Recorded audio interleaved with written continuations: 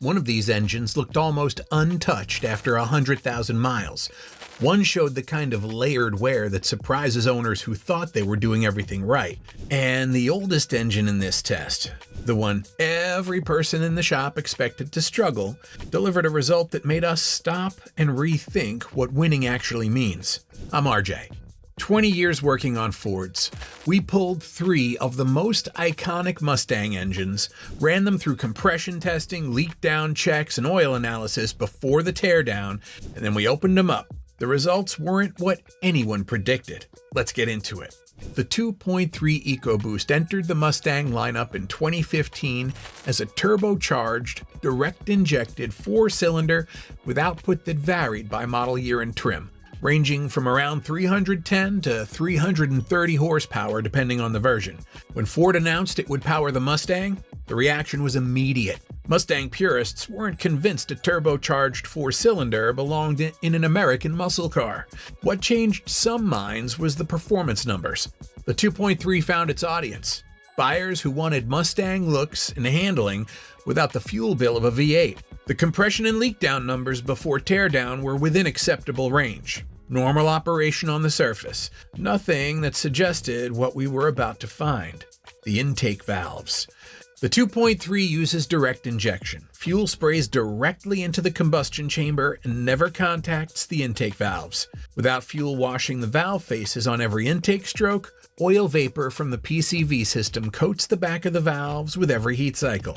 At 100,000 miles, the carbon accumulation on this engine was significant. That buildup restricts airflow, degrades idle quality, and costs real money to address.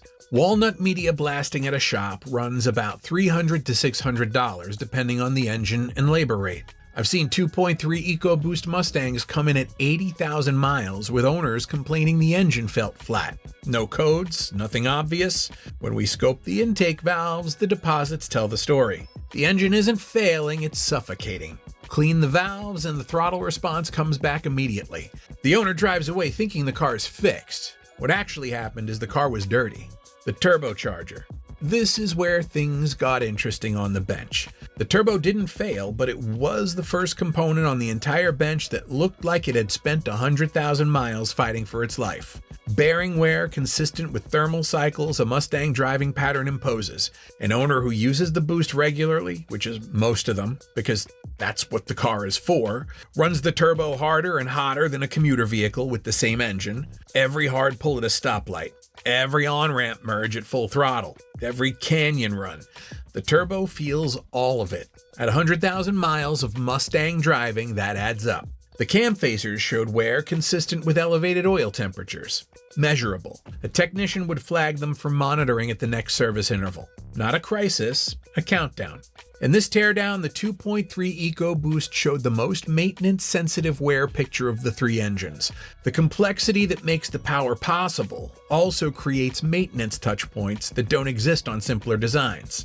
The carbon pathway, the turbo thermal load, the phaser sensitivity, these don't announce themselves as a single catastrophic failure. They arrive together, quietly, at the same mileage, and hand the owner a bill that surprises them. The 2.3 rewards careful ownership. In this test, it showed exactly what happens when real-world Mustang driving meets 100,000 miles of accumulated heat. The 5.0 Coyote V8 is what most people picture when they say Mustang GT. Naturally aspirated, 5 liters, no turbocharger, no boost pressure, no charge pipes. An engine that makes its power by displacing a large volume of air and fuel on every combustion cycle. The compression numbers before teardown were strong across all 8 cylinders. Leak down was tight. The oil sample showed normal wear metals for the mileage. This engine was ready for the bench. When we opened it, the difference from the EcoBoost was immediate. The intake valves. The Gen 2 Coyote on our bench relied on port injection. Fuel sprayed into the intake port on every intake stroke, washing the valve face and carrying away deposits before they accumulate. The valve condition was dramatically better than the EcoBoost. No threshold where walnut blasting becomes necessary.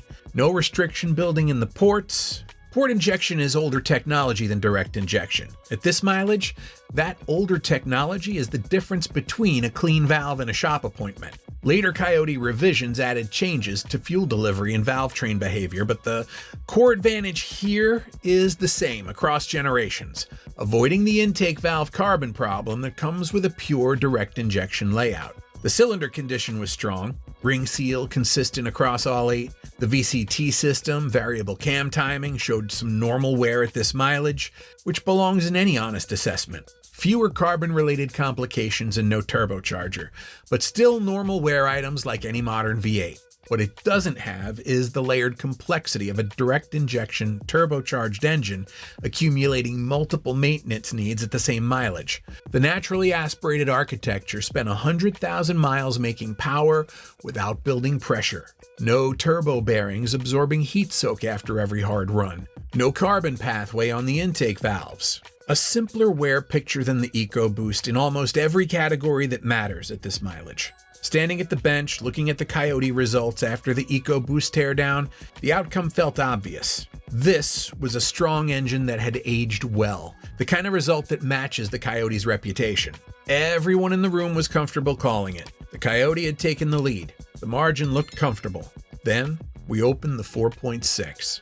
The 4.6 Modular V8 powered Mustang GT models from the mid-1990s through 2010 in multiple versions across multiple generations.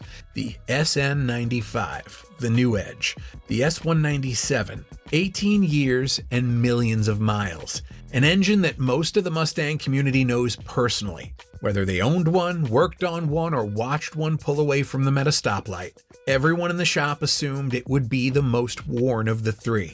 Oldest design, an engine built in an era before modern manufacturing refinements and variable valve timing. The one with the most platform age behind it. Then we saw something on the cylinder walls that changed the entire ranking. The cylinder condition. The 4.6 Modular's block design has proven durable over high mileage, with strong cylinder wear characteristics across many versions.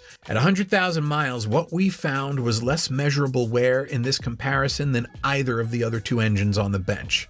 Ring seal was strong, compression consistent across all 8 cylinders.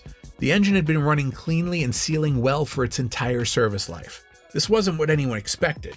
There was a pause in the shop when the numbers came back. We checked them again. The oldest engine on the bench had the strongest cylinder condition of the three. The valve train. The 4.6 uses a simpler valve train architecture than the Coyote's dual independent variable cam timing system. Simpler means fewer components accumulating wear. The overhead cam design is proven across decades and millions of miles in everything from police interceptors to taxis to weekend drivers. The valve train components showed less fatigue than either of the engines built decades later to replace it. No direct injection intake valve carbon issue on the 4.6.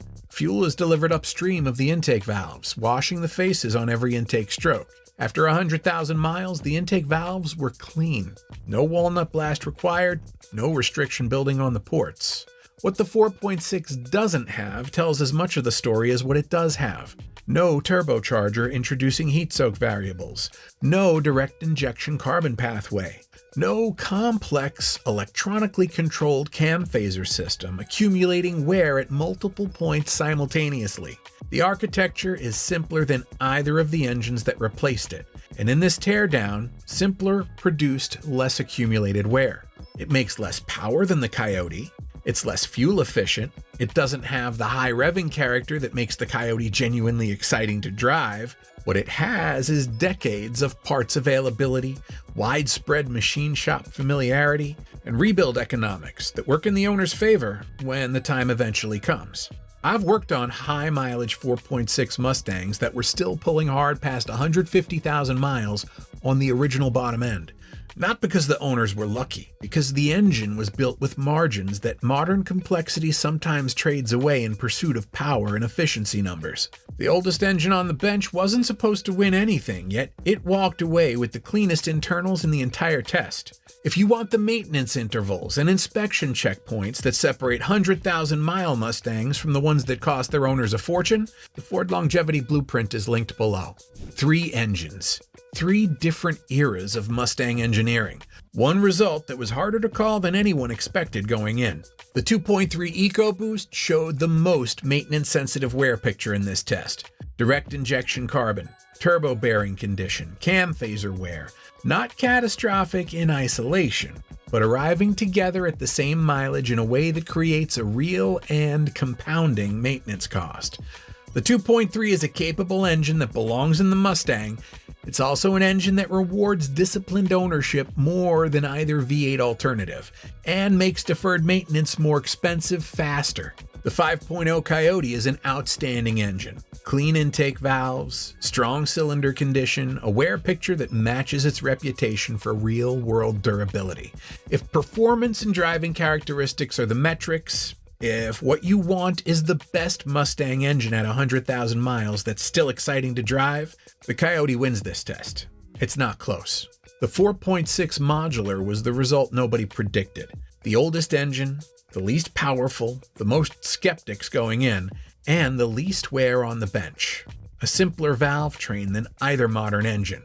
No direct injection carbon pathway. A cylinder condition that held up better in this comparison than either of the engines that came after it. So what does winning actually mean here?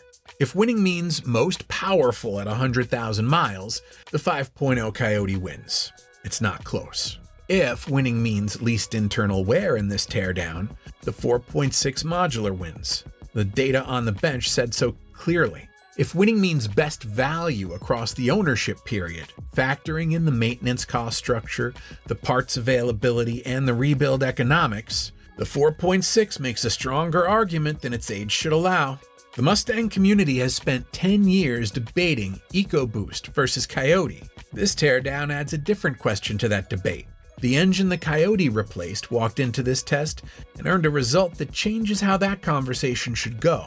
The oldest engine on the bench wasn't supposed to win anything. And yet, Ford Longevity Blueprint is in the description. If this helped you, subscribe. I'll see you in the next one.